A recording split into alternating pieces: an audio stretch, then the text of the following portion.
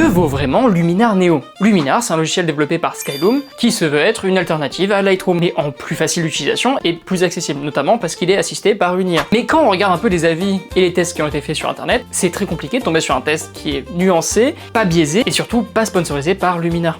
Ce qui me fait poser la question, mais qu'est-ce que ça vaut vraiment Luminar Neo? Écoutez, je l'ai acheté, ça fait 10 ans que j'utilise Lightroom et j'ai voulu tester pendant quelques semaines. Bon, déjà quand on arrive dedans, c'est assez bizarre parce que quand on a l'habitude d'avoir toutes les photos en bas et pouvoir passer d'une à l'autre, c'est pas forcément la même dynamique dans Luminar Neo. Luminar a fait de gros efforts, mais on retrouve quand même certaines différences qui font qu'au début, c'est un peu bizarre. Avant qu'on aille plus loin, n'hésitez pas à liker, vous abonner et à me dire ce que vous pensez de Luminar Neo. Là, on avait l'habitude d'avoir des informations partout. Ici, tout est cantonné sur le côté droit de l'image. Bon, déjà, contrairement à la suite Adobe, Luminar, eux, par contre, c'est un achat unique. Je m'explique. Ils ont 3 offres. Clairement, si vous prenez l'offre de base sans l'abonnement annuel, déjà, vous pouvez prendre l'abonnement plus tard, et surtout, vous avez accès à tous les outils en fait. Les versions un peu plus premium rajoutent juste quelques facilités, comme des presets, ou un accès à une librairie de ciels différents. Il y a un outil qui permet de changer les ciels. En vrai, j'ai été surpris sur certains points, mais il existe quand même une très grosse différence entre ce qui nous a été promis et ce qu'on a au final. Déjà, la majorité des outils que vous allez utiliser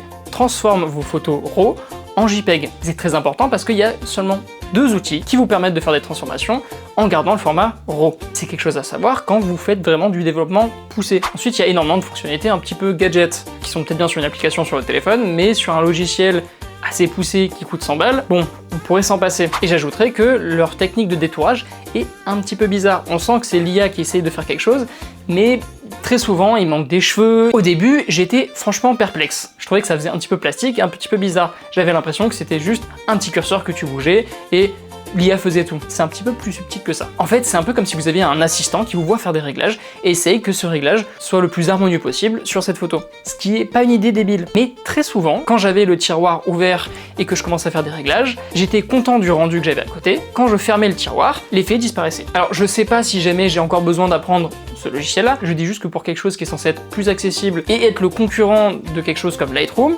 j'ai été quand même pas mal déçu. Maintenant, est-ce que tout est acheté? Non. Ça reste quand même un super outil pour les réseaux sociaux ou les photos de vacances de famille. Personnellement, je l'utiliserai pas dans les shootings professionnels pour une seule bonne raison. Déjà, les couleurs ne sont pas calibrées, comme on peut avoir du coup sur la suite Adobe. Ce qui fait que des fois, on a une différence entre le rendu qu'on a de nous et la photo qui sort par la suite. Oui, d'un côté, le fait qu'il y ait une IA nous aide pour certaines choses. De l'autre, vous n'avez pas forcément le résultat voulu, mais surtout, ça peut vous prendre plus de temps. Si cette vidéo vous a plu, n'hésitez pas à liker, vous abonner et à me dire en commentaire s'il y a d'autres sujets que vous voulez voir en vidéo. Et sur ce, bonne journée.